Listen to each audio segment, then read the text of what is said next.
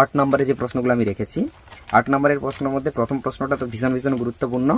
ফ্রান্সের কর ব্যবস্থার সংক্ষিপ্ত পরিচয় দাও। ফ্রান্সের যে কর ব্যবস্থা, প্রত্যক্ষ কর ও পরোক্ষ কর, ঠিক আছে।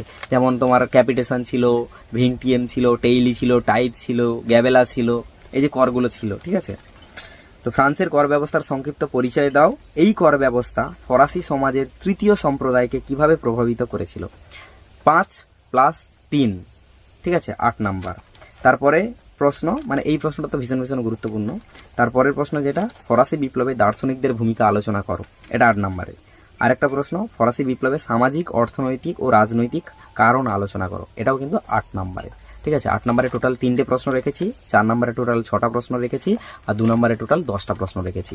এই যে 2 নম্বরে টোটাল 10টা প্রশ্ন রেখেছি, 10টা প্রশ্নের মধ্যে কিন্তু প্রথম যে 5টা প্রশ্ন ভীষণ গুরুত্বপূর্ণ। 2 নাম্বার মানে ওখান থেকে 3টে প্রশ্ন 2 নাম্বার বা 4 নাম্বার, 2 নম্বরে না এলে 4 নাম্বার, 4 নাম্বার না এলে 2 নাম্বার।